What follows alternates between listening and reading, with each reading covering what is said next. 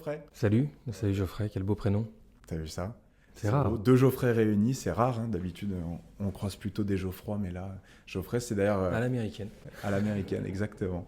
C'est d'ailleurs la première fois que je t'ai appelé, je sais pas si tu t'en souviens, il y a 1 an à peu près. Je t'ai dit Geoffrey, c'est Geoffrey. Je pense qu'il faut qu'on se parle parce que t'es une ESN et moi je travaille principalement avec des ESN. Et c'est comme ça qu'on a initié la conversation. Tu m'as bien attrapé et c'est vrai que le feeling est passé tout de suite. On s'était rencontrés plusieurs fois et je suis assez content de voir que tu t'es mis au podcast. C'est une bonne nouvelle, ça. C'est toi qui m'as donné envie et pour une fois, du coup, tu vas être de l'autre côté de la barrière parce qu'on invite évidemment tout le monde à suivre ton podcast Innovation Leaders. Innovation Leaders, merci. Où tu interviews des chefs d'entreprise variés, des autour grands de la tech, groupes, de l'innovation et de la transformation des entreprises. Voilà, sujet qui prend du temps, le podcast ça prend du temps, assez passionnant, mais donc là on va parler d'Equiden a priori, plus que d'Innovation Leaders. Mais... On va parler de ton podcast, on va parler d'Equiden évidemment, puis on va parler de toi. Du coup, pour commencer à rentrer dans le vif du sujet, est-ce que tu peux commencer par te présenter?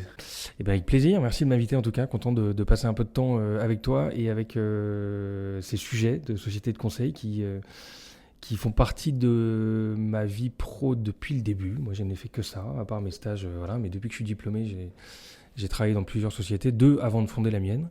Béjaflor, après Amaris, Mantoux et puis Equiden depuis 2019. Mais sur le plan perso, moi j'ai donc 42 ans, je suis marié, j'ai 4 enfants. Et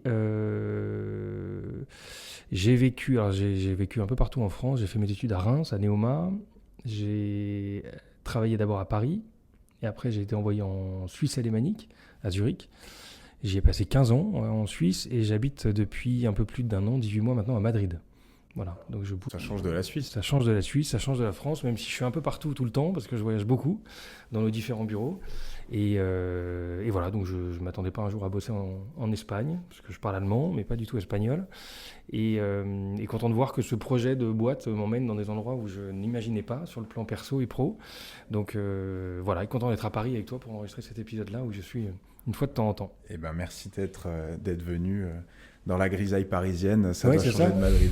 On va y venir plus précisément sur pourquoi tu voyages autant et pourquoi Equiden est dans autant de pays et autant de géographie. Rapidement, du coup, tu as toujours fait de l'ESN, après une école de commerce. Ouais. Qu'est-ce qui t'a amené à entrer chez Béjaflor immédiatement après tes études? En fait, j'avais été recruté par Béjaflor pendant mes études. Et en fait, je ne savais pas du tout quoi faire. J'avais envie de B2B parce que mon père était dans le B2B et je sais pas, j'étais un peu monoculture. Et quand Béjaflor m'a contacté, je ne savais pas trop quoi faire. Je suis arrivé dans leur bureau, des beaux bureaux, des gens qui avaient des bonnes têtes. Et je me suis dit, il faut bien commencer par quelque chose. Les conditions étaient bonnes. Je n'avais pas recherché de taf et je commençais directement diplômé et ayant un boulot. Et effectivement, ils m'ont proposé de les rejoindre au départ sur une filiale télécom. C'était les belles années des télécoms à l'époque. Et j'ai passé 1 an et demi, 1 an peut-être. Et quand j'ai entendu parler d'un projet d'expansion internationale, notamment de la Suisse alémanique, j'ai postulé en interne. Enfin, je me suis manifesté pour y aller. Et ça n'a pas été évident parce que j'étais assez jeune à l'époque et on m'avait dit que j'étais loin d'être prioritaire. Et puis finalement, j'étais le seul à parler allemand. Donc ça a mis mon dossier en haut de la pile et je me suis lancé dans l'ouverture du bureau de Zurich en 2008. Donc hyper tôt après, finalement, tu as ton premier 2007 poste. d'ailleurs. J'ai commencé en 2006, après 2007 Zurich. 2008, je me fais chasser par Amaris qui se lance. Et à ce moment-là, il y avait 13 consultants. Et je suis parti de Amaris en 2018 où il y avait un peu plus de 5 ou 6 000 personnes. Donc on a eu une croissance en 10 ans assez dingue. Et moi, je changeais de job tous les 6 mois à peu près. Et voilà, parcours expérience assez intéressante, assez internationale aussi parce que je me suis occupé de plusieurs zones, dont le Moyen-Orient pendant 4 ans, des zones que je n'avais pas imaginé côtoyer. Et puis 2019, je décide de me lancer à mon compte. J'ai rencontré un investisseur qui m'a un peu sponsorisé, qui m'a permis de mettre le pied à l'étrier et répondre à la question est-ce que je me lance ou est-ce que je me lance pas. Et donc j'ai créé Equiden à l'été 2019, peu de temps avant le Covid. J'arrivais la fleur au fusil, puis en fait, quelques mois après, tout s'est refermé et c'était le roller coaster de l'entrepreneur commençait en bonne et due forme.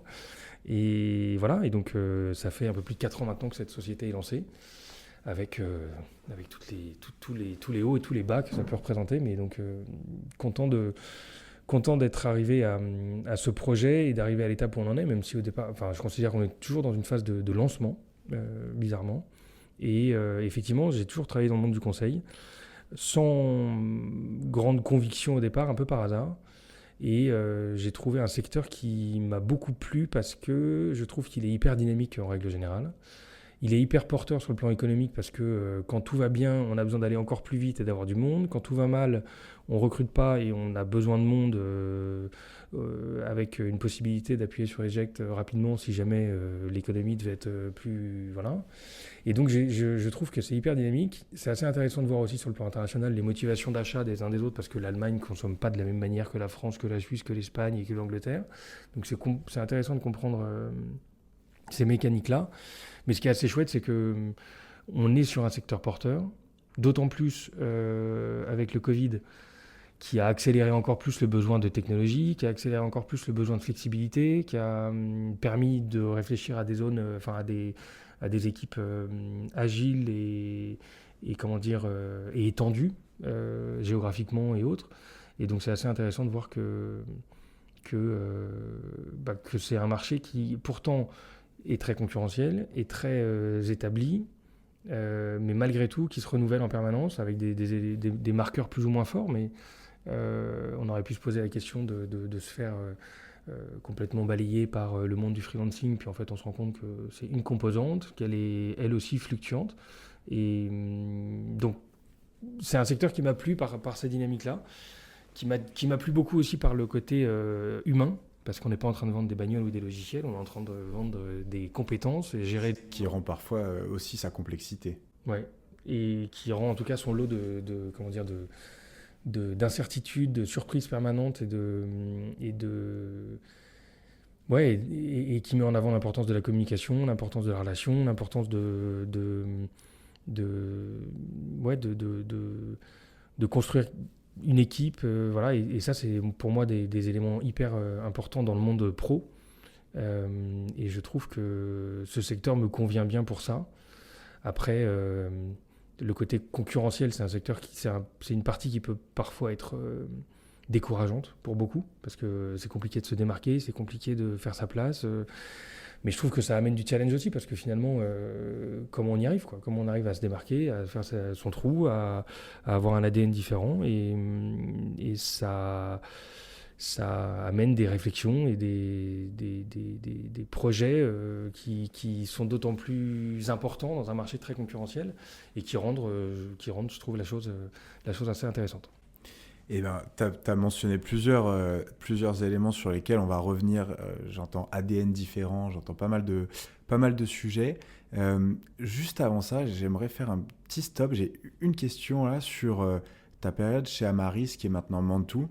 Si tu devais résumer en quelques phrases ou en quelques bullet points les grands apprentissages de ce que tu as vécu, 10 ans à peu près, dans une boîte où tu es passé de 13 salariés à 5000. Quels sont là, comme ça, les grands apprentissages que tu essayes peut-être ou non, d'ailleurs, tu me diras, d'appliquer chez Equiden? Il y a des choses qui ont fonctionné et que j'ai envie de garder, il y en a d'autres où j'ai plutôt envie de m'en éloigner, mais dans l'ensemble, ce qui est assez amusant en règle générale, et je pense que ça c'est un peu l'histoire de la vie, si je veux faire de la philosophie de comptoir, mais je trouve qu'il y a une dimension que je constate de plus en plus dans la vie, qui est si tu le veux vraiment, tu le peux. Et je trouve que cette société, elle a été pensée pour grossir, pour être ce qu'elle est.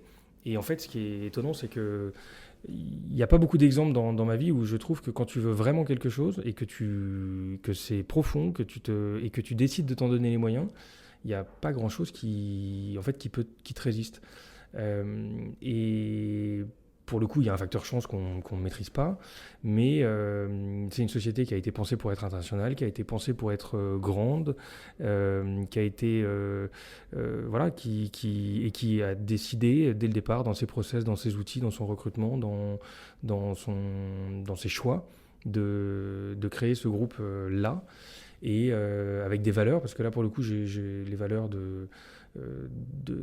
d'entreprises qui sont parfois un peu des sujets pour ceux qui ne l'ont pas vraiment expérimenté, mais qui se disent que c'est tarte à la crème. Et moi, j'ai tous mes potes et même mes enfants qui me disent Ekiden, c'est valeurs, machin. Mais en fait, oui, ça fait un peu kitsch, mais n'empêche que c'est un cadre de réflexion, c'est un cadre d'équipe, c'est un cadre de travail qui définit l'ADN du projet. Et dans les valeurs de ma boîte précédente, il y avait notamment l'audace, et l'audace entrepreneuriale, l'audace commerciale, oser se lancer. C'est quelque chose qui m'a plu, qui m'a parlé, et qui s'est retrouvé et qui a permis d'ouvrir un certain nombre de portes et de prendre des risques. Et après, il y a l'indépendance financière aussi qui fait que tu réinvestis en fait ce que tu gagnes et que tu n'as pas un actionnaire qui te pompe tes revenus. Et ça, c'est quand même assez chouette de pouvoir réinvestir et de se dire qu'on est en phase de croissance et pas de rentabilité, où ça viendra après. Après, il y a des investisseurs qui entendent ça et qui se disent qu'on peut laisser à un projet le temps de se développer, de réinvestir, et on verra, on se servira entre guillemets après. Mais ça, c'est d'ailleurs une parenthèse importante de valider avec ses investisseurs ce qu'on fait de son projet, de son PNL, et de s'assurer que l'alignement de ce qu'on est en train de construire avec ce qu'il finance soit très établi, parce que ça peut jouer les tours assez rapidement. Mais donc, il y a, je pense, une envie de créer un grand groupe international et de recruter des gens qui ont envie de participer à un projet différent. Et ça, c'est quelque chose que j'ai eu envie de garder, moi, dans mon projet à moi. Et qui adhère, j'imagine, aux valeurs dont tu as parlé, à l'ADN. Cette notion des valeurs, tu l'as mentionné, mais parfois, ça peut être un peu tarte à la crème. Nous, on bosse avec une multitude de sociétés de conseil, et pas que, et qui nous disent, voilà, moi, mes grandes valeurs, c'est ça, ça, ça. Et puis, parfois, malheureusement, quand tu demandes aux salariés, on dit oui, bon, les valeurs, oui et non. Est-ce que cette notion de valeur et d'ADN, c'est quelque chose que tu as imaginé dès le départ, qui font partie de la base de la création d'Ekiden, ou est-ce que c'est quelque chose qui est venu avec le temps, en fonction de ce que tu avais déjà mis en place et des personnes qui t'ont rejoint? C'est la première question. Et deuxième, je le sais parce qu'on se connaît un peu, il y a une culture de boîte qui est hyper forte chez Ekiden. Deuxième question, c'est comment tu fais pour que cette culture qui est unique, que cet ADN qui est forte, que ces valeurs que tu as exprimées soient là, présentes au quotidien, autant pour les salariés qui sont là depuis toujours que pour les nouveaux arrivants, que pour les futurs arrivants. Est-ce que tu as des rituels? Est-ce que tu as des... Écoute, les valeurs de l'entreprise et les valeurs du projet, elles étaient là avant que le projet existe, ça c'est clair. Pour moi, elles ont été un élément déclencheur.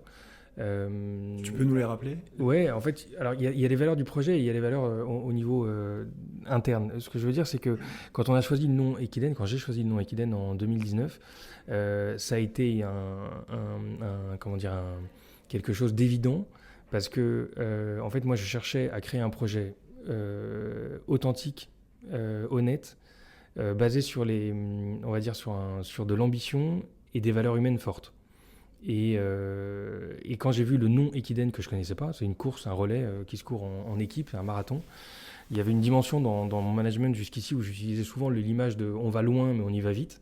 Et il se trouve que l'Ekiden, qui est un sport qui est un des plus difficiles parce qu'il est sur une longueur du marathon, donc un des plus longs, mais qui est un des plus rapides, enfin en tout cas beaucoup plus rapide que le marathon normal parce qu'il est couru en équipe, donc avec des gens qui se font un relais. Et il est reconnu pour son exigence en termes de sportivité et son exigence en termes de valeurs humaines. Et donc déjà, ça matchait le projet que j'avais envie de faire.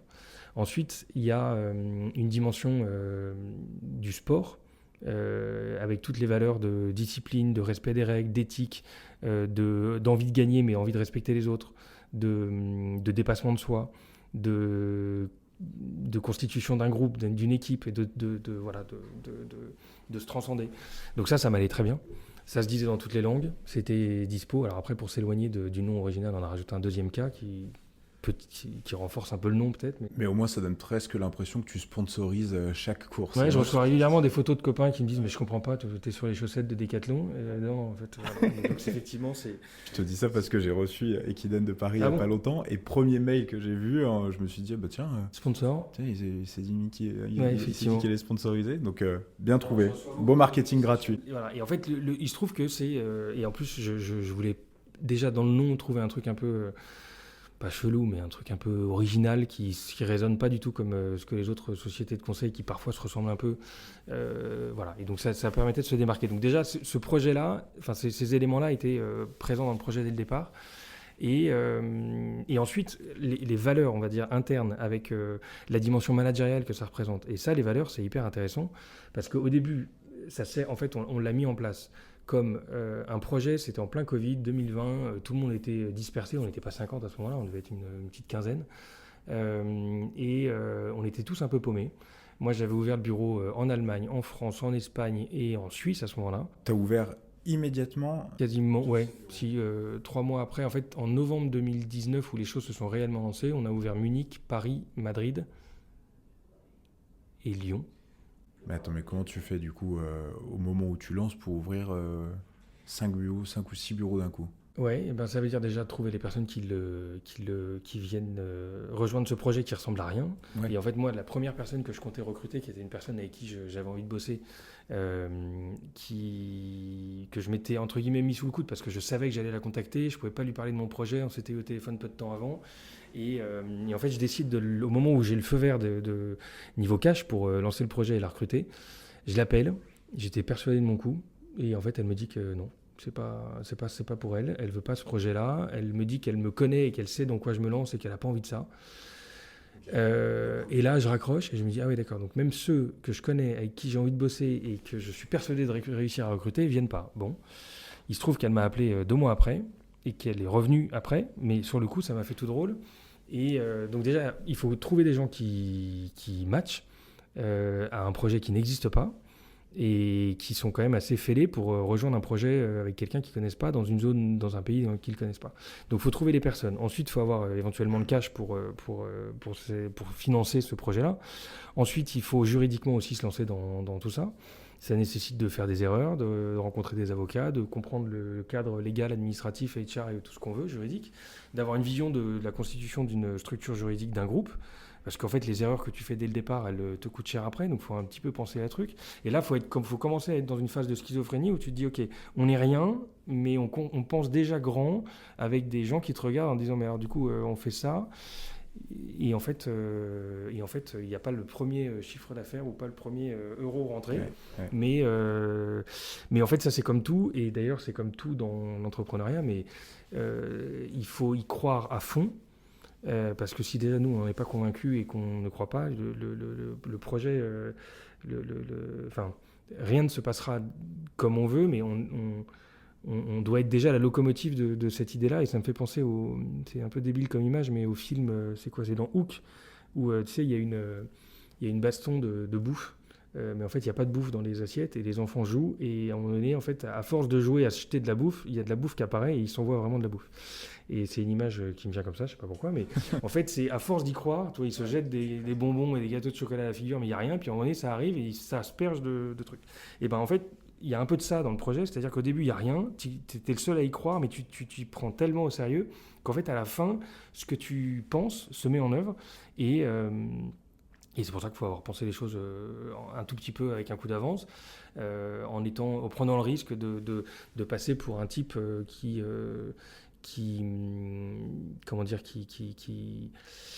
rêve un peu, qui a trop d'ambition. Ouais, qui a un peu d'ambition, des choses comme ça. Mais bon, c'est parce que tu as ce projet en interne que tu arrives à le mettre en œuvre.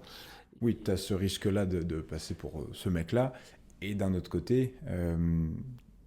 j'imagine que tu arrives à embarquer des personnes aussi dans la même vibe ultra ambitieuse, qui ont envie de s'inscrire dès le départ derrière quelqu'un, de lui faire confiance et de se dire ok, il est un peu fou, mais moi aussi, donc... Ouais, go. Il a l'air d'y croire, why not? Et effectivement, ce qu'il me raconte peut être intéressant. Donc en fait, déjà, tu penses ton projet, tu recrutes les personnes et après tu les mets en œuvre.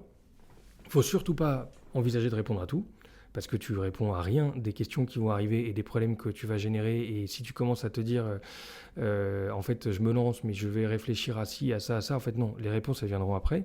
Donc, au moment où les uns et les autres partent dans leur bureau, et puis là, ils te posent des questions, j'en sais rien, de sites web, de process de recrutement, l'Allemagne ne réfléchit pas de la même manière. Donc, en fait, bon, voilà, c'est pas grave, on est embarqué, on n'a pas répondu à tout, mais on va se retrousser les manches et on va y aller. Et puis, tu arrives là, le Covid. Alors, déjà, c'est compliqué de comprendre le cadre en France. Tout le monde, toi, à l'époque, c'était les ministres qui envoyaient un SMS en disant bon, bah, c'est bon, on peut aller au bureau, on peut pas aller au bureau, on va être indemnisé, on va pas être indemnisé. Et tu multiplies ça par 4 ou 5 pays. Et donc là, c'est un truc. Avec des règles complètement différentes. Moi, j'étais chez moi, on venait d'avoir notre 4e enfant, et en fait, tout explose à ce moment-là. Donc, faut garder les pieds sur terre, faire le dos rond et prendre les sujets un par un, en se disant que la boîte peut péter, tout peut s'effondrer, mais finalement, tu fais la part des choses entre quelle est la place de ce projet dans ta vie, qui tu es toi, et est-ce que si la boîte s'effondre, tu dois t'effondrer ou pas. Et tu te dis quoi à ce moment-là alors? En fait, évidemment que tu te dis que la vie et l'entreprise, c'est deux choses différentes. Après, finalement, les choses sont quand même assez liées parce que si tu as mis toute ton énergie, toutes tes billes dans un projet et qui s'effondre, en fait, ta vie, elle est quand même impactée. Mais finalement, je trouve que ça, c'est un des chemins de crête assez intéressants et presque peut-être un des plus intéressants, mais de se poser la question de comment tu es à 10 000 % dans ce projet, mais comment tu préserves aussi tes intérêts perso, ton équilibre et ta famille et les choses qui sont importantes pour toi dans la vie. Et finalement, à la fin de ta vie, est-ce que est-ce que tu dois vivre au travers du succès de ta boîte ou est-ce que tu dois vivre au travers du succès perso que tu as construit grâce à ta boîte aussi? Donc tout s'entremêle. Mais c'est l'équilibre et comme le nom... de ta boîte l'indique, c'est pas un sprint, c'est un marathon. C'est un marathon, exactement. Courir vite parfois, mais il faut tenir aussi sur la durée. Ça fait tarte à la crème de dire que l'entrepreneuriat c'est un marathon, mais c'est la vérité. C'est un marathon dans lequel on doit aller vite. Donc là aussi, le nom Equiden match parfaitement. Bien trouvé, tu peux le dire. Il y a le côté aussi dans le nom Equiden, je reviens un peu sur ce qu'on se disait tout à l'heure, mais sur le côté, c'est un relais. Il y a des équipes. Et en fait, nous, on a repensé dès le début le principe d'organisation interne en s'inspirant de sociétés qui... Moi, j'ai jamais trouvé dans le monde du conseil des sociétés qui m'ont vraiment inspiré. Pardon de le dire à ceux qui écoutent. Mais je les regarde beaucoup. J'en ai pas fait 50, j'en ai fait 2. Mais j'ai rencontré beaucoup de candidats en 10-15 ans. Combien à peu près? Tu saurais dire? Je sais pas. Je pense que c'est de l'ordre de... Je me souviens qu'on avait fait le compte quand j'avais quitté ma précédente boîte. Je dirais que c'est 8 ou 10 000, un truc comme ça. Et que des gens qui sont dans le monde du conseil, donc finalement qui te parlent de leur expérience essentiellement, de leur environnement de travail, des conditions, de la qualité du suivi, de la qualité de leur rémunération. Donc en fait finalement tu as un très très gros échantillon de ce qui se passe sur le marché. Et moi dans tout ce que j'ai vu, pas grand chose m'a inspiré. Et donc du coup je suis allé chercher des idées ailleurs. Et je trouve que c'est hyper intéressant de se benchmarker. On est quand même dans une ère où, avec les réseaux sociaux, tu peux accéder à n'importe qui, n'importe quoi, dans n'importe quel endroit du monde, à n'importe quel moment. Et donc, en fait, on peut vraiment accéder à une tonne d'infos inspirantes. Et en fait, en quittant ma précédente boîte et avant de monter Equiden, j'ai vraiment fait un reset total de ce que je connaissais dans le monde managérial, entrepreneurial, technologique et tout. Et j'ai rencontré des solutions, des personnes, des boîtes qui étaient assez intéressantes.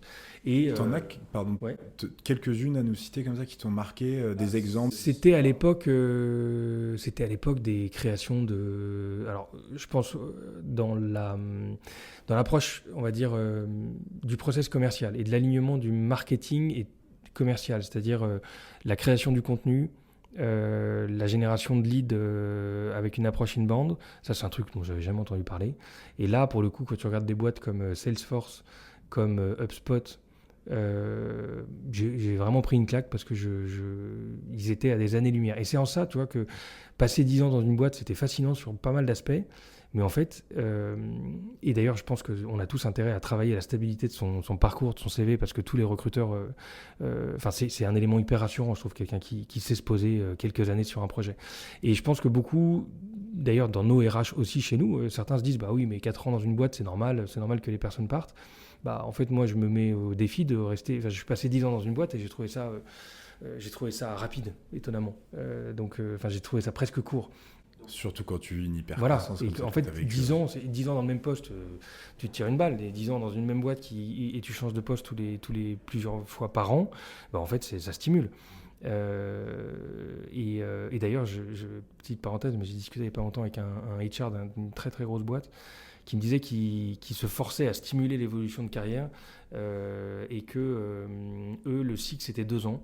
Parce que 2 ans, en fait, tu peux créer une nouveauté, une excitation, une attente aussi du prochain poste parce que tu sais que ça bouge. Et en fait, c'est un bon moyen de fidéliser et de dynamiser les carrières et les équipes, de les faire bouger. Et donc, ce qui est sûr, c'est qu'il faut capitaliser là-dessus. Ce qui est peut-être encore plus à prendre en compte, nous on le voit chez nos clients qui ont des typologies de salariés différents et notamment d'âges différents, qui est peut-être encore plus un sujet à prendre en compte. C'est bateau, mais chez les plus jeunes générations qui ont envie de changements plus réguliers. Moi, on me parle beaucoup d'envie de changement à 8, 12, 18 mois, tu vois. Et donc, créer cette dynamique, comme un peu toi, ce que tu as vécu finalement dans tes jeunes années conseil, c'est au bout d'1 an et demi, 2 ans, je change d'entreprise. Au bout d'1 an et demi, 2 ans, je postule pour aller à l'étranger. Et en effet, après, avec un rythme qui va vite d'évolution. C'est comme ça que tu n'as peut-être pas vu le temps passer pendant 10 ans aussi, plutôt que c'est clair, et ça, c'est un élément important aussi dans la partie management, HR, rétention des équipes, parce que nous, on a perdu des gens de qualité, parce que tout le monde déjà réfléchit pas comme moi, évidemment, mais moi, je suis quelqu'un qui fait assez confiance, qui n'a pas besoin d'avoir de carottes en face de moi, parce que je pars du principe que si je me défonce et que j'ai les résultats, le reste suivra. Et ça m'a toujours suivi. Maintenant, il y a des gens qui ont besoin de savoir quelle est la prochaine étape, en permanence. Et on a perdu des gens parce qu'ils n'étaient pas assez... ils ne savaient pas pourquoi ils couraient. Ils ne savaient pas quelle était la prochaine étape. Et même si tu leur dis, en fait, on est en train de créer une boîte, t'inquiète pas, les prochaines étapes, il y en a des milliers. Tu peux partir, soit tu peux évoluer à tel poste, soit tu peux aller dans une autre ville, soit tu peux aller dans un autre pays, soit tu peux même faire des évolutions horizontales. En gros, t'inquiète pas.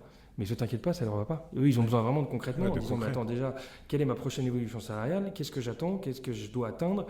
Et ça doit être hyper concret. Et ça, je l'ai réalisé un tout petit peu tard. Donc, tout le monde ne réfléchit pas de la même manière. Et beaucoup des générations actuelles, effectivement, ont besoin de... Ou le flou, ou on va dire l'océan bleu qu'on peut avoir devant soi, peut en faire flipper certains. Et ce n'est pas forcément un élément de motivation pour tout le monde. Je ne sais plus où on en était avant de cette énième digression. On en était sur... je te posais la question sur le recrutement. On parlait des candidats. Oui, du benchmark. Et tu me parlais des sociétés. Donc moi, sur la dimension commerciale et marketing, j'ai été fasciné par ces boîtes américaines dans le logiciel. En règle générale, je trouve que le SaaS m'a pas mal inspiré. À l'époque où moi je me suis lancé, donc 2019, c'était la naissance des Alan, la naissance des Spendesk, la naissance des Payfit, et c'était des boîtes qui arrivaient avec des caches de l'espace qu'on n'avait pas, et on pouvait pas du tout se permettre la même chose avec des onboarding de malades, avec des gifts dans tous les sens, avec des séminaires où le monde entier se rejoint. Voilà. Donc en fait, mais finalement, ce que ces gens-là ont amené, ce que ces gens ont, les inspirations de ces équipes-là aussi, l'esprit, que ce soit dans l'approche managériale, dans la communication, dans l'organisation, il y avait un enjeu très fort d'attractivité des candidats, parce que c'est des boîtes qui cherchaient tous le même profil à un moment où c'était pénurique, et donc elles rivalisaient d'idées, et j'ai adoré l'innovation qu'elles amenaient, qu'elle copiait sûrement des États-Unis, parce que bon, ça drivait beaucoup de choses, mais finalement de ce qu'il en restait, de la dimension marketing, de la dimension aussi de l'organisation commerciale qui m'a énormément inspiré. Et c'est entre autres là aussi un match avec le nom Equiden, parce qu'il y a une notion de relais, et tout chez Equiden est basé sur la notion de relais. C'est-à-dire qu'on a tous un job et une équipe dédiée à un sujet. Chacun cherche à être l'élite de son sujet, avec des outils dédiés, avec des métriques dédiées, avec un mindset dédié, avec une formation dédiée. Mais cette équipe-là, elle passe la main à un moment donné à une autre équipe. Et ça complexifie vachement les choses, parce qu'en fait, quand j'ai vu dans le modèle d'organisation que j'avais jusqu'ici, et d'ailleurs, je n'avais jamais pensé à le remettre en cause, mais quand on est un ingénieur d'affaires ou un business manager et qu'on fait tout seul, en fait, on fait tout à sa sauce. Et on a sa propre organisation, on s'y retrouve dans son, entre guillemets, bordel. Personne vient nous demander des comptes. Mais quand il s'agit de splitter cette organisation-là, de faire intervenir plusieurs équipes, là, en fait, ça nécessite un langage commun. Et ça, c'est à la fois complexe et passionnant de le mettre en œuvre. Chacun doit apprendre à bosser avec d'autres personnes. Chacun doit se poser la question de comment je passe la main d'une équipe à une autre et comment je prends soin de l'ensemble des équipes, du message que je passe, de l'organisation, de la délégation, de la coordination des équipes, pour qu'au final, l'ensemble de la boîte avance. Parce que si une équipe ne fonctionne pas ou si un individu n'est pas bon dans l'équation ou dans le relais, en fait, c'est l'ensemble de l'équipe qui est pénalisé. Et ça, c'était assez intéressant de s'inspirer de ces boîtes logicielles qui sont hyper structurées, qui ont un process commercial complètement différent, avec cette notion de lead, avec cette notion de compte management, de BDR, SDR, et de l'appliquer à un monde du conseil qui n'est pas forcément organisé comme ça. Pas du tout, et qu'il y avait en plus des beaux exemples comme ceux que tu as vécu avant, donc qui se calquent sur les entreprises qu'on connaît. Donc toi, tu as voulu apporter une innovation de rupture finalement dans la manière de gérer le business et dans la manière de s'organiser les équipes. Organisation rendue d'autant plus compliquée par l'aspect international immédiat. On n'a pas encore, je me rends compte, on n'a pas encore fait une image de ce qu'est Equiden. On enregistre, on est le 25 février 2025. Au 25 février 2025, est-ce que tu peux juste me dire combien de collaborateurs, combien de pays nous, on démarre notre 5e année. On a d'ailleurs une bonne teuf en perspective pour nos 5 ans en fin d'année, mais ça c'est une parenthèse. On a aujourd'hui 8 bureaux. En interne, c'est très important. On a 8 bureaux, donc 4 en France avec Lille, Paris, Lyon et Sofia Antipolis. On a 2 bureaux en Suisse avec Lausanne, Genève. On a un bureau en Allemagne à Munich et on a un bureau à Madrid. Dans l'organisation, alors pour répondre à ta question, on a près de 250 personnes aujourd'hui. On a une 50aine de personnes dans le staff, 200 consultants facturés, avec des consultants qui sont à 70% des salariés, à 30% des externes, des freelances. On a 3 grandes offres, la transformation digitale d'un côté, transformation industrielle de l'autre, et la transformation durable ensuite. Donc chacun de ces offres-là a son propre développement commercial, son propre recrutement et ses propres consultants. L'objectif pour nous, c'est de faire intervenir ces offres-là chez les mêmes clients. Donc on cible des clients grands comptes qui ont ces problématiques-là, et finalement beaucoup d'entreprises ont ces 3 dimensions. On a, comme les 3 premiers clients pour nous, c'est les Nations Unies, le premier. Le deuxième, c'est Carrefour. Et le troisième, c'est LVMH. On en a, je crois, 80 actifs, donc on ne va pas tous les citer. 3 clients bien spécifiques, quand même, assez variés dans leur domaine d'activité. Et on a eu la chance de démarrer les Nations Unies avec un appel d'offres public qu'on a trouvé en ligne, qu'on ne s'attendait pas à gagner, mais qu'on a gagné. Et en fait, cette société nous a permis de se développer dans le monde entier, parce qu'aujourd'hui, on a des consultants qui sont présents dans 15 ou 16 pays, donc du Pérou à l'Inde, en passant par la Russie et l'Europe de l'Est, et qu'est-ce qu'il y a d'autre ? Incroyable. Voilà. Et en fait, donc très rapidement, répondre à ces besoins, ça a nécessité d'être dimensionné d'un point de vue recrutement et aussi HR/légal de manière assez solide, parce que les cas qu'on avait à gérer étaient à chaque fois nouveaux et exotiques, quoi. Et du coup, moi, je me dis, comment tu fais pour gagner un appel d'offres de ouf comme ça, jeune? C'était à quel stade de développement? Il n'y avait aucune raison de le gagner. Et d'ailleurs, j'étais même pas prêt, parce qu'à l'époque, on n'avait pas de structure juridique. Donc c'était un peu particulier, mais c'était vraiment pour moi un entraînement. Ouais. Et en fait, on s'est dit, on était 2 à l'époque, il y avait Bernard qui était dans le développement commercial suisse. On trouve cet appel d'offres, on se dit qu'allez, on va se faire la main. On passe un premier round, en fait on envoie des éléments, on en passe 9 je crois au total. Et c'est quoi, on peut juste les rounds pour bien comprendre? Les rounds, en fait, au départ, c'est on parle d'ADN, on parle de capacité de recrutement, on parle de type de profil, on parle de type de tarif, mais tout ça, c'est fictif, quoi. Il n'y a rien. Ouais. Mais c'est ce qu'on peut faire. Mais c'est pour ça qu'il n'y a aucune raison, mais en fait, et en plus, il n'y a aucune raison qu'un grand groupe donne sa chance à une mini-boîte, quoi. C'est hyper risqué. Hyper risqué et assez audacieux de leur part. Donc c'est cool de rencontrer des gens comme ça. Parce que souvent, on te dit, non, attends, il faut être référencé. Et moi, c'était ma grosse hantise en lançant Equiden. C'était de me dire, est-ce qu'il y a des boîtes qui vont accepter de travailler avec moi sans me mettre en rang N d'un sous-traitant qui sous-traite à un autre, Et ça, c'est un métier qui ne m'intéresse pas du tout. Ouais. Parce que l'expérience employée, elle est foireuse, la relation client, elle est foireuse.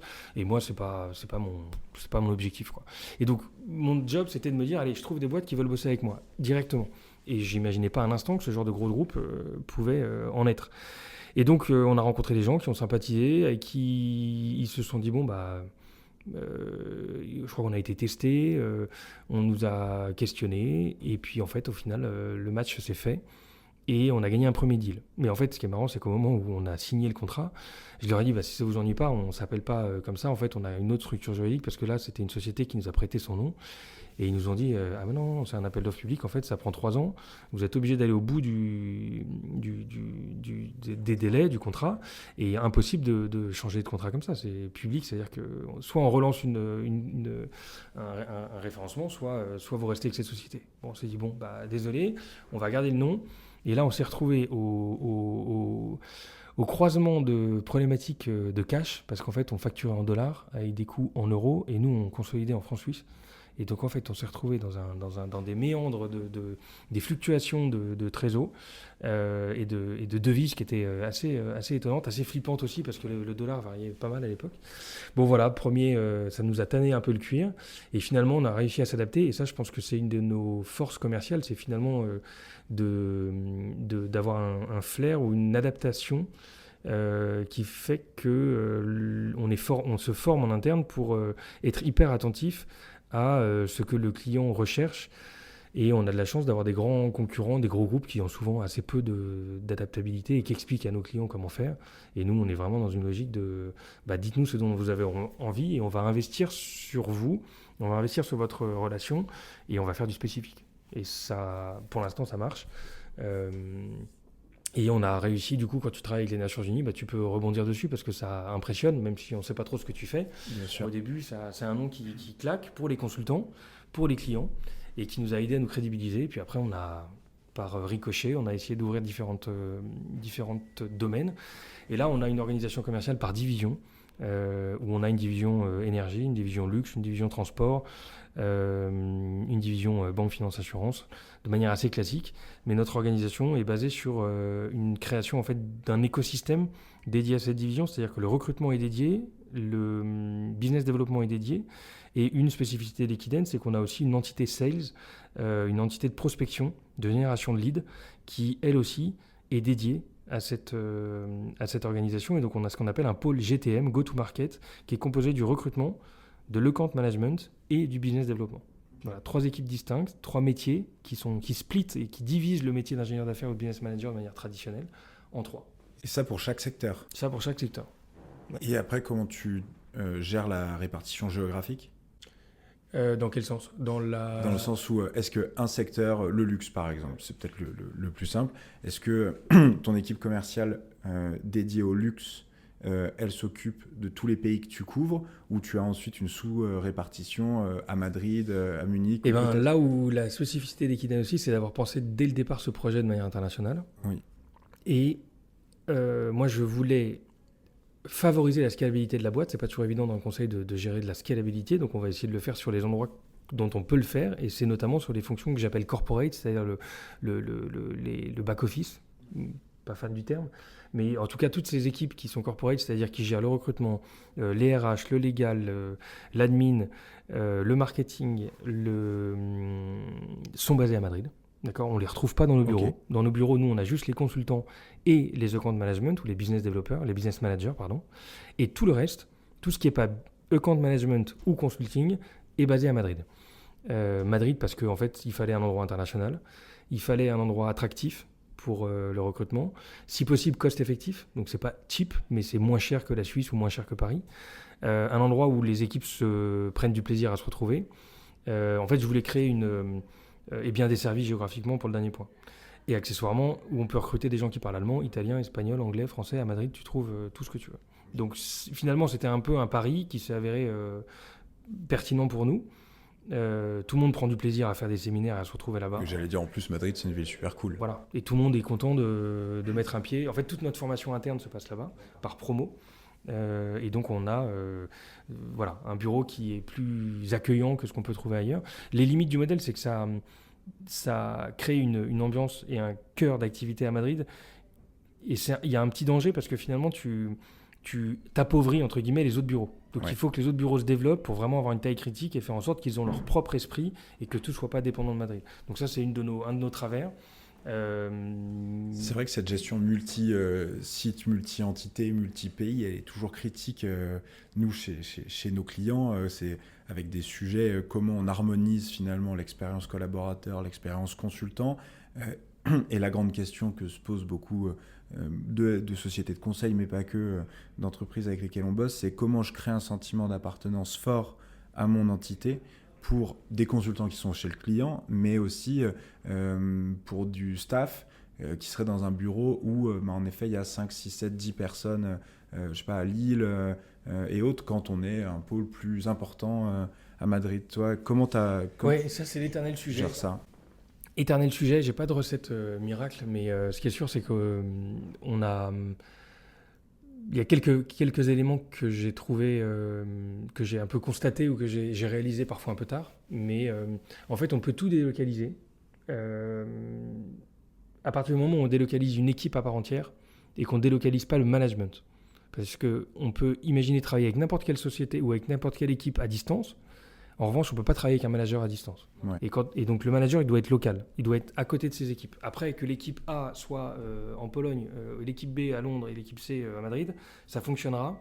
Mais ce qui est sûr, c'est que pour la qualité du management, pour la qualité de l'expérience employée, qui est fondamentale, il faut un coaching de proximité. Et ça ne peut pas se déléguer, ça ne peut pas être à distance. Donc les managers, est-ce que tu dirais que les managers sont les relais finalement locaux de ta culture de boîte et de tout ce que tu fais ? Ça c'est évident, et c'est des gens qui doivent être complètement embarqués, qui doivent être présents, qui doivent être formés. La limite du management, c'est de croire que c'est de l'inné. Ouais. Pas du tout. Et donc premier learning, c'est qu'en fait on peut faire une boîte très très très internationale, mais fédérons les équipes ensemble. Et garantissons à nos employés que leur manager est là. Ça, c'est un learning important. Le deuxième, c'est que si on a des gens dans des bureaux, c'est pas pour rencontrer des clients ou suivre nos consultants à distance. Et ça, c'est un travers qu'on a. Et donc, on se bat pour que les gens dans nos différents bureaux soient essentiellement sur le terrain. Et c'est hyper facile de passer par le téléphone, de passer par de la visio. Et en fait, non, on se plante en faisant ça. Donc, on essaie de trouver le juste milieu entre ce qui peut être externalisé et ce qui peut être géré à distance et ce qui ne doit pas l'être. Et parce que et ça d'ailleurs, c'est une question que je me pose tout le temps, est-ce qu'on peut le faire ou est-ce qu'on doit le faire ? Et en fait, on peut tout faire à distance, on peut tout faire en visio, mais il y a des choses qu'on ne doit pas faire. Suivre ses consultants, les rencontrer, ça ne peut pas se faire en visio. Et même si les consultants nous expliquent que pour eux, ça les arrange, je ne sais pas quoi, c'est peut-être à nous de nous déplacer. Mais rencontrez-les, connaissons-les et apportons-leur de la valeur en étant présents physiquement. Et ça, c'est pareil pour les clients. Ce que tu fais, toi, en allant toutes les semaines ou à droite, quasi à gauche. Dans les différents bureaux. Et ça, c'est aussi, moi, mon rôle en tant que CEO, je trouve que c'est un des aspects fascinants encore peut-être de la vie, mais en tout cas de la vie d'entrepreneur, c'est sûr, c'est de travailler son flair ou de travailler son instinct. Et son instinct, ou toi, c'est ta capacité à prendre des décisions et à te dire que c'est la bonne décision, soit pour une personne, soit pour une organisation, je trouve que c'est un truc qui est assez fascinant à se développer et à travailler. Et peut-être à se rendre compte que tu as fait un mauvais choix et pourquoi tu as fait un mauvais choix et d'analyser tes décisions. Mais ce qui est sûr, c'est que tes décisions, elles doivent être à toi, basées sur l'écoute et la rencontre de plein de monde. Et en fait, ces décisions-là, je vois des gens qui, parfois, pour décider, ont une boule au ventre et parfois ne dorment pas parce que c'est des décisions complexes et dont ils ont un peu d'appréhension sur l'impact que ça peut engendrer. Et de se planter, sûrement. Bon, en fait, déjà, il faut accepter de se planter en permanence. Ça, c'est vraiment le learning de l'entrepreneuriat. Ça, c'est sûr. Il ne faut surtout pas avoir peur de se planter. Et je pense que c'est Enfin, il faut avoir une certaine... C'est un mix d'ego et d'humilité. Tu connais, je fais une petite parenthèse là-dessus, tu connais Hot Ones, ce sont des vidéos sur YouTube par Kian Kojandi, qui est cet acteur qui avait fait Bref, où tu manges des sauces épicées, etc. Oui. Généralement, il interview, c'est tiré d'un concept américain, généralement, il interview des sportifs, des sportifs, mais plutôt des rappeurs, des musiciens, des acteurs. Mais très récemment, là, la semaine dernière, il y a 2 semaines, il a interviewé Xavier Niel. Ok, je savais pas. Voilà, du coup, il y a une vidéo qui sort là sur les réseaux qui dit « Moi, je suis un énorme loser ». Tu dis, le gars, il pèse plusieurs milliards, il a créé des boîtes de ouf. Dans quelle mesure il nous dit qu'il est un énorme loser? Et en fait, dans cette interview, qui est marrante, parce qu'en plus, ils prennent des sauces piquantes et apparemment, ça libère la parole. Il dit, moi, je suis un énorme loser parce que j'ai eu beaucoup plus d'échecs que de réussites. Évidemment, tout le monde connaît mes réussites. Et il en explique plusieurs. La fois où il a voulu racheter M6, que tout le monde lui a dit t'es complètement taré, qu'il est allé un peu au bout et puis que finalement ça s'est pas fait, tout le monde lui a dit on t'avait dit c'est pas à ta portée, et ça sur plein d'exemples. Donc en effet, et moi à mon tout petit niveau, en fait je me plante mais tellement, et c'est parfois c'est fatigant. Faut essayer de se créer un entourage qui va pas te juger, il faut surtout pas avoir cette pression là, et bien sûr qu'il faut quand même avoir quelques réussites dans l'histoire, dans les choix que tu fais, parce que sinon tu fermes boutique un peu tôt. Mais en fait, moi, ce que je disais tout à l'heure par rapport au déplacement, c'est que oui, je me déplace partout parce que j'ai besoin de connaître les gens. Et en fait, connaître les gens, au-delà du lien humain qu'on peut créer, c'est aussi comprendre ces gens-là. Et c'est en connaissant ces gens-là, en connaissant comment les choses tournent, que tu finalement, tu captes des signaux qui vont te permettre de prendre des bonnes décisions et d'embarquer le groupe dans sa globalité. Et c'est sûr que ça serait tellement plus simple, déjà de copier-coller ce que j'ai connu comme modèle d'organisation de société avant, parce que on pouvait démarrer avec tout était prêt, mais je me suis dit que c'était pas intellectuellement ce que je voulais, et je suis pas sûr que le marché ait besoin de ça. Je pense que le marché des sociétés de conseil en règle générale, il va quand même évoluer, enfin il évolue clairement, et il y a un besoin de différenciation, il y a un besoin de considérer la relation humaine de manière différente, il y a un besoin de travailler l'expérience employé, l'expérience candidat, l'expérience client de manière différente. Et moi je pense que l'organisation d'une boîte, de notre boîte, peut favoriser ça. Et ensuite, je pense, je disais quoi, que donc c'était plus simple de reproduire exactement la même chose, et ça aurait été aussi beaucoup plus simple d'être tous sous le même bureau. On rêve de temps en temps, quand on fait un after-work ou un séminaire, de se dire, mais imagine qu'on bosse tous ensemble, ça changerait tout. Oui, ça changerait tout. Donc on s'est mis une grosse contrainte, c'est de travailler à distance. Et donc on est en train de définir ce modèle, on est en train de constater nos erreurs, nos échecs, nos limites, nos incompétences en permanence. Je pense que les choses avancent quand même bien, dans le bon sens. On arrive à corriger vite nos erreurs, on arrive à faire ce projet avec honnêteté et authenticité, on arrive à recruter des gens qui... Parce que tu vois, le sport, par exemple, nous, dans notre ADN, est très présent. On fait beaucoup de sport entre nous. On a une culture du paddle qui est très forte. Ouais. On a une ligue interne. À Madrid. Voilà, ouais. Alors, Madrid, effectivement, maintenant, Paris nous concurrence sérieusement. Et donc, en fait, on implique beaucoup nos équipes, nos candidats, nos clients dans cette ligue de paddle. Et donc, le sport est très présent. Maintenant, on se rend compte qu'on avait beaucoup recruté des gens avec des éléments de sport, mais en fait, nous, dans notre organisation interne, avec des équipes et cette notion de relais et de machin, en fait, le sport individuel n'est pas adapté. Des gens qui sont en sport individuel, ils sont focus, mais finalement, ils ne prennent pas forcément en compte les autres équipes. Et donc, voilà, c'est un des apprentissages. Donc, il y a le sport, oui, mais le sport collectif, c'est encore plus fort chez nous que le sport individuel. Donc, voilà, on s'améliore dans la qualité et dans l'ADN des gens qu'on recrute aussi, ouais, pour fitter avec le projet qu'on est en train de faire. Recrutement du coup, parce que là, en effet, on comprend la culture de boîte unique, l'aspect international. Recrutement, c'est un bon sujet.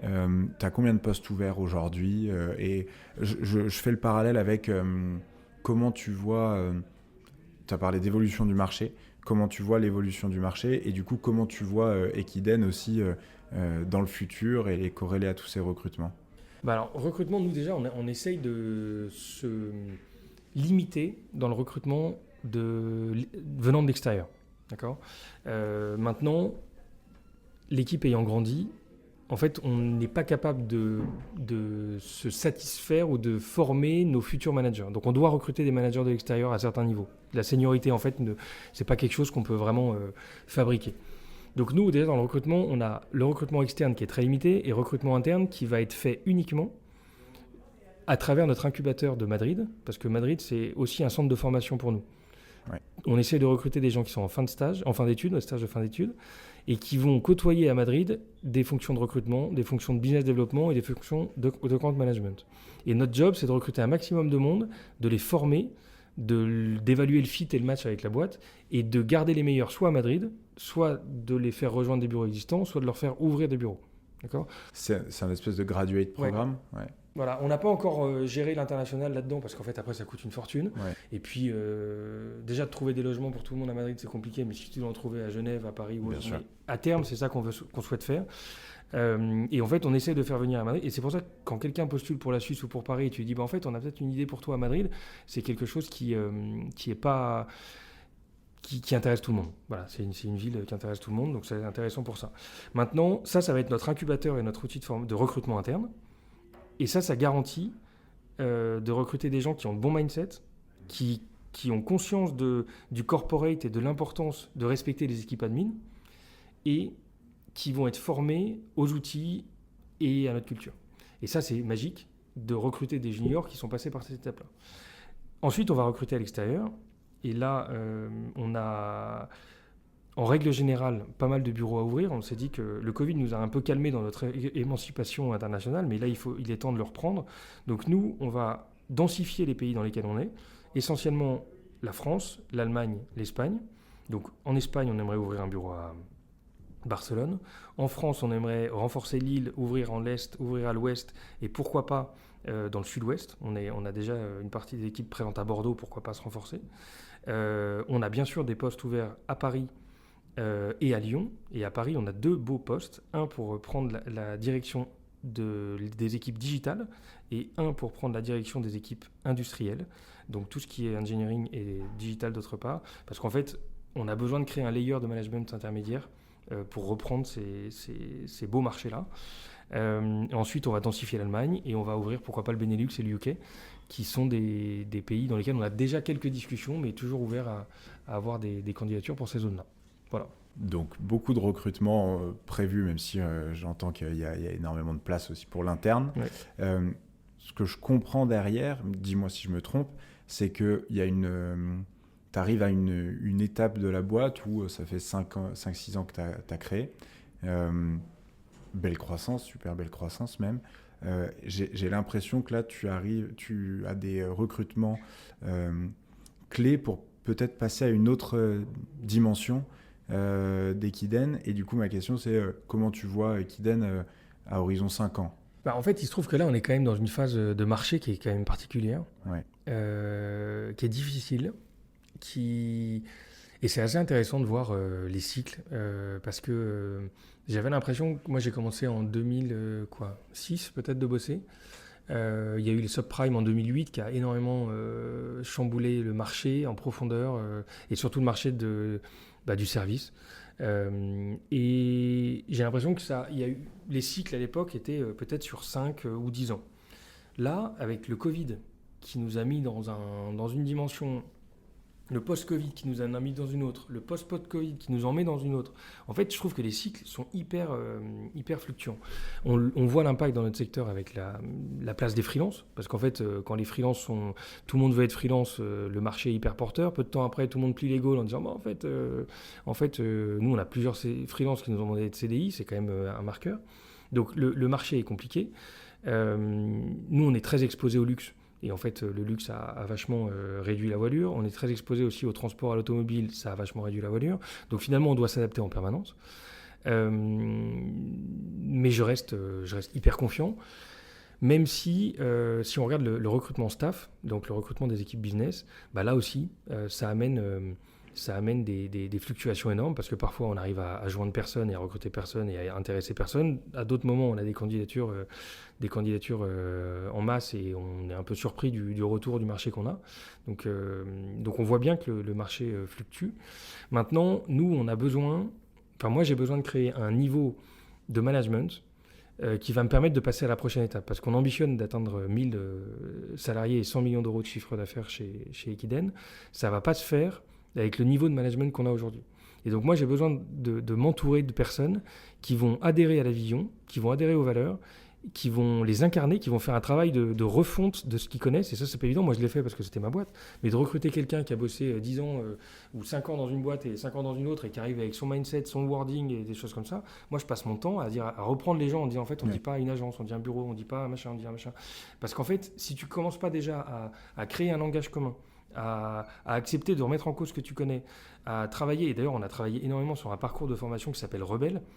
C'est un anagramme de 5 étapes de notre processus de business développement.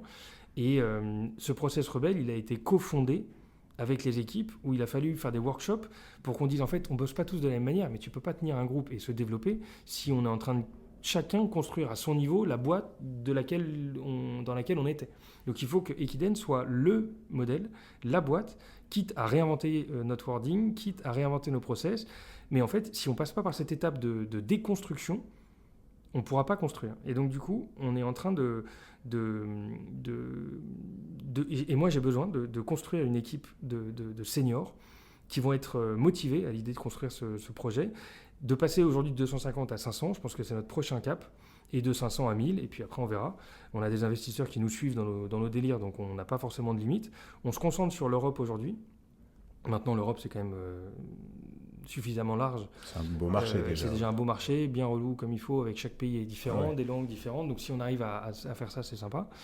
Mais effectivement, le recrutement aura toujours une place, et notamment aujourd'hui, pour amener, on va dire, un niveau de management intermédiaire entre, on va dire, la direction et les équipes qui sont juniors et qui sont formées en interne. Donc des super opportunités à saisir chez Equiden à une phase que je vois bien en effet de consolidation de l'existant pour relancer la fusée continuer là pour le poursuivre. On n'a pas parlé de tout ce qui est synergie client, de comment est-ce qu'on fait en sorte de capitaliser sur ses clients dans l'expansion internationale, je sais pas, des outils, et puis de comment est-ce qu'on comment est-ce qu'on garde l'ADN, comment on le cultive avec la distance, avec la croissance. C'est des sujets que tu abordes toi tous les jours dans ton approche, mais qui vont être assez passionnants pour les prochains temps, quoi. Ouais, qui sont passionnants, qui sont un peu des sujets couperets aussi, parce que c'est pas tangible finalement. Et souvent, ce qu'on a pu voir dans des entreprises qui font appel à nous, en nous disant on est passé de 50 à 200, on est passé de 200 à 1000, et en fait l'ADN qu'on a, qui était souvent insufflé par les fondateurs dès le départ et par la founding team, tu vois, les premiers salariés, elle n'existe plus parce qu'on met des strates, parce qu'on met des couches. Souvent, ce que je vois, ce qu'on me dit, les dirigeants ou les DRH, en tout cas les garants de cette culture, me disent on s'en rend compte maintenant, mais c'est un peu tard parce que on n'a pas détecté les signaux faibles. Je pense qu'une des bonnes réponses là-dedans, en tout cas, c'est beaucoup de se déplacer, d'aller voir sur le terrain et de faire attention aux petits détails, comme tu le dis, ne serait-ce que le wording, pour vraiment garder cette culture d'entreprise qui est propre. Je te prends l'exemple, juste, on partage nos bureaux avec Club Employé, une entreprise d'avantages salariés dont on parlait juste avant de démarrer le podcast.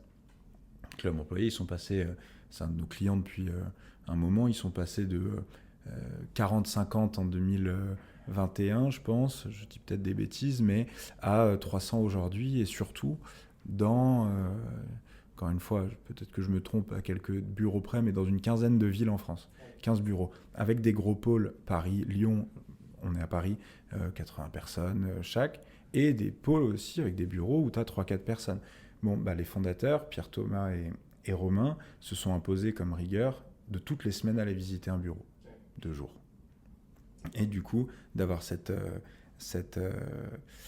management de proximité pour redire la vision, pour redire tout ce que tu fais aussi. Moi, tu vois, je rajoute à ça. Alors, moi, je le fais. Alors, dans les bureaux, heureusement, on n'a pas 18 et voilà.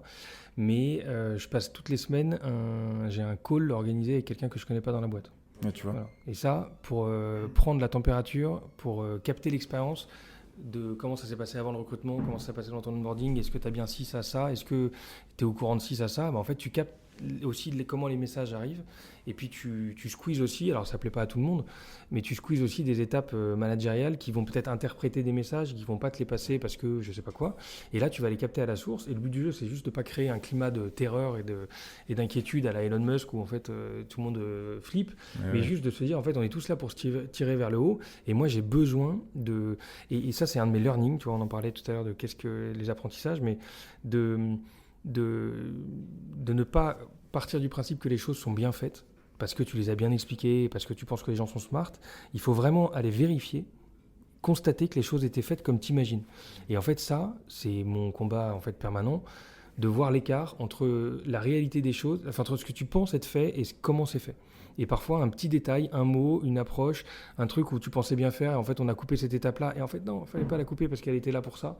Et donc, de constater que ton modèle est maîtrisé, ça, c'est quand même une grosse...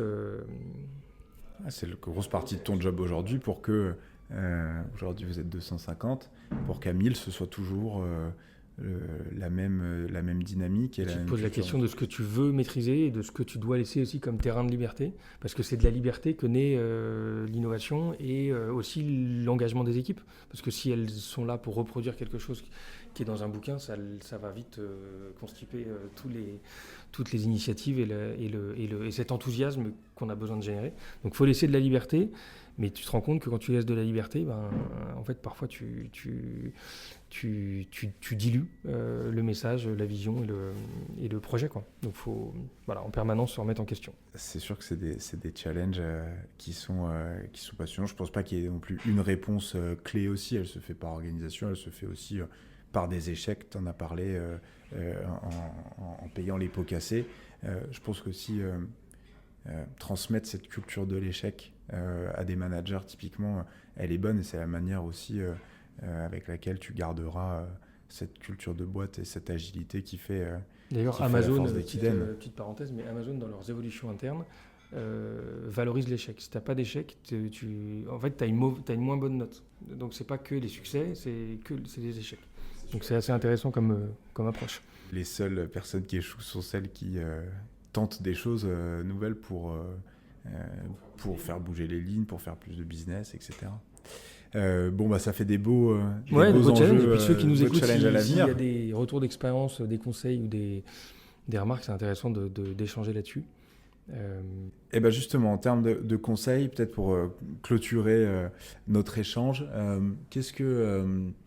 quel conseil tu donnerais, toi, aujourd'hui, à quelqu'un qui veut s'embarquer dans le monde des ESN, conseil d'entrepreneur, et peut-être que dans ça aussi, tu vois, moi on me dit tout le temps, ok, vous bossez majoritairement avec des ESN, mais le modèle ESN, tu crois pas qu'il est voué à disparaître, justement avec des questions comme le freelancing, etc. Quel conseil tu donnerais, toi, à un entrepreneur qui se dit, est-ce que je crée une ESN ou pas dans ce marché qui est spécial? Oui, visiblement il y a de la place pour tout le monde, pour les bons comme les moins bons. Et ce qui est assez cool, je trouve, c'est que c'est un marché qui est relativement facile à pénétrer. Maintenant, il est relativement facile de se démarquer déjà en travaillant avec qualité. Et je trouve que les clients, les candidats, les consultants ressentent déjà et constatent une sorte de différenciation, sans pour autant parler de branding, de je sais pas quoi, mais déjà d'avoir une approche honnête, transparente, avec une bonne communication et un respect de ses engagements et de ce qu'on se dit. Déjà, rien qu'en faisant ça, on se démarque. Ensuite, comme je disais tout à l'heure, la flexibilité des équipes, la nécessaire réactivité aussi de la taille des équipes, l'omniprésence technologique fait que, a priori, le conseil, ou en tout cas la compétence externalisée, a des beaux jours. Maintenant, est-ce qu'elle s'appelle consulting? Est-ce qu'elle s'appelle assistance technique? Est-ce qu'elle s'appelle forfait? Est-ce qu'elle s'appelle CDI, freelance? On parle de concept d'équipe étendue, avec tout ce que ça peut représenter. Ça a des beaux jours devant soi, mais ce qui est sûr, c'est que ça, c'est pour faire le lien aussi avec la notion à titre perso, Mais l'adaptabilité, et c'est un peu tarte à la crème de dire ça, mais la phrase qui dit c'est pas les espèces les plus fortes qui persistent ou qui survivent, c'est celles qui s'adaptent le plus vite, quitte à ce que ça soit la plus faible, mais la faible, à un moment donné, elle a switché et elle s'est adaptée, et ben c'est ça qui a fait qu'elle est restée. Et en fait, cette capacité à s'adapter en permanence, je trouve que c'est quand même un truc, alors je sais pas comment on le développe à titre perso, mais c'est quelque chose de fascinant, je trouve, de constater. Parce qu'il n'y a pas une journée qui est comme une autre, il n'y a pas une décision qui s'est faite sans difficulté et dont le résultat est pérenne. On a, je trouve, à titre perso, cette capacité à s'adapter, ça c'est une chose. Je pense que pour ceux qui veulent se lancer dans l'entrepreneuriat, et peut-être dans le monde du conseil en particulier, mais dans tous, je pense que c'est la notion de travailler son équilibre personnel, parce qu'on peut vite s'embarquer dans un projet qui peut nous emmener très loin dans des hauts et dans des bas, mais il faut garder la tête froide et aussi son équilibre perso-pro, avec donc travailler sa force de l'équilibre personnel, en comprenant ce qui est important pour soi, en se comprenant quel est son rythme biologique, en comprenant est-ce qu'il y a des éléments dans sa vie dans lesquels on a envie d'être. Je ne sais pas, est-ce que c'est du sport, est-ce que c'est s'occuper de ses enfants, est-ce que c'est bouquiner, est-ce que c'est voyager. En fait, ça, c'est des éléments qui font partie de nous et il faut les connaître et s'assurer que l'agenda le reflète. Ensuite, il y a l'équilibre physique, parce qu'en fait, voyager, se lever tôt, faire des journées de 15 ou 16 heures tous les jours, en fait, ça, c'est aussi quelque chose qu'on doit entretenir. Donc, ça veut dire maîtriser son agenda, c'est-à-dire pas sortir, se connaître, et voir quand est-ce qu'on est efficace et voir aussi penser sa vie comme un marathon. Et après, il y a l'équilibre aussi dans les émotions, l'équilibre mental. Donc, il y a on va dire la partie personnelle, la partie physique, la partie mentale. Et l'équilibre mental, en fait, ça, c'est quelque chose où on doit mettre un peu ses émotions de côté. Et pourtant, ces émotions, c'est ce qui guide ses choix. Mais cet équilibre mental, de savoir ne pas s'effondrer quand une mauvaise nouvelle arrive, de savoir préserver, je sais pas... dans les conflits qu'on peut avoir, dans les mauvaises nouvelles, d'être prudent dans ses émotions à la hausse comme à la baisse, parce qu'en fait une super nouvelle, oui c'est cool, passons à la prochaine, mais ne nous emballons pas parce que le reste reste fragile, mais pourtant il faut quand même se réjouir, mais pas trop. Et les mauvaises nouvelles, très bien, elles arrivent, ce qu'il faut c'est les gérer. Est-ce qu'on maîtrise ou pas la mauvaise nouvelle? Peut-être pas forcément. Donc si tu maîtrises pas, à la limite, tu t'effondres pas, parce que tu dois juste le constater et peut-être le limiter et faire en sorte que ça se reproduise pas. Mais je trouve que ces dimensions-là, voilà, physique, mentale et personnelle, sont importantes. S'entourer, c'est évident. S'entourer de gens qui partagent la vision, s'entourer de gens qui font confiance dans notre approche, dans notre décision. Parce qu'en fait, une boîte, il y a un COMEX, il y a un management, mais en fait, il y a quand même un directeur, un dirigeant qui doit agréger son équilibre, sa vision perso des choses, sa vision professionnelle, mais aussi l'ensemble de l'ADN de la boîte. Mais il y a un moment donné, il faut trancher et il faut accepter que des gens, pour certaines personnes, de se mettre derrière un avis qui n'est pas forcément le sien, mais qui, effectivement, met peut-être beaucoup de monde d'accord dans la boîte, et c'est peut-être pas là-dessus qu'on va se battre parce qu'on a trouvé un terrain d'entente pour tout le monde. Et cette notion de la confiance dans le dirigeant, à moi de m'entourer et à ceux qui dirigent une boîte de s'entourer de gens qui vont accepter l'idée de faciliter la vision et d'accompagner le dirigeant dans la vision de sa boîte. C'est pas donné à tout le monde, mais des gens comme ça existent. La gestion des prios et des tâches, ça j'en parle pas, mais c'est quand même un truc qui est au quotidien, de savoir gérer ces 10 000 idées, ce qui est important, ce qui est moins important, ce qu'on doit faire, ce qu'on peut faire, de vider son cerveau entre deux avions, et ça c'était Jean-Charles Samuelan, le patron d'Alan, qui m'avait parlé de sa méthode d'organisation, et je trouve que c'est fondamental de ne pas se faire déborder par ses idées, ses tâches, et de réussir à y voir un peu clair dans un brouillon et dans un brouillard omniprésent. Et ça, c'est quelque chose qu'on n'a pas forcément, mais qui se travaille avec des outils, avec des méthodes d'organisation et de gestion des tâches. Et puis apprendre à se faire confiance, parce qu'il y a 50 000 façons de faire, mais il y en a quelques-unes qui nous correspondent, avec lesquelles on est à l'aise. C'est pas celle de son voisin de gauche, c'est pas celle de son concurrent, mais c'est celle avec laquelle on est le plus à l'aise. Et on y va. Et on accepte l'idée de se planter, mais comme dit toujours Jean-Charles Samuelon, il n'y a pas beaucoup de décisions qui sont irréversibles. Donc il faut y aller, on avance, et il faut être à l'aise avec son approche. Si on se plante, il faut réagir vite. Voilà. Bon, quelques idées qui sont partagées comme ça, pas de manière un peu déstructurée, mais on prolonge ça dans un autre échange si ceux qui nous écoutent ont besoin de creuser ce sujet. Avec plaisir, et honnêtement, même pour moi, là, j'ai pris plein de notes, parce que c'est plein de sujets qui me parlent, donc merci. Est-ce qu'il y a des sujets qu'on a oublié de mentionner et que tu aimerais qu'on mentionne pour conclure notre échange ? Non, je trouve qu'on n'a pas beaucoup parlé de l'expérience employée et de la manière de se différencier, mais bon, ça c'est qui sont tes sujets et peut-être ceux qui nous écoutent aussi, mais on va continuer à lire ton contenu pour s'inspirer de ce que font les meilleurs sur le sujet. Mais non, dans l'ensemble, c'était une discussion ouverte, intéressante. J'espère qu'elle n'était pas trop longue pour ceux qui nous ont écoutés. Moi, et on fera peut-être une suite un jour. Dans un autre format ou autre. Mais... Avec plaisir, dédié à l'expérience consultant ou dédié en effet à ce que tu peux proposer. En tout cas, ça donne envie de rejoindre Equiden, de rejoindre l'aventure. On retrouve tout sur le site. equiden.com, sur les réseaux sociaux, sur Innovation Leaders et sur mon profil LinkedIn pour ceux qui veulent se connecter. Avec plaisir. Merci Geoffrey. Merci à toi. À bientôt. À bientôt, merci.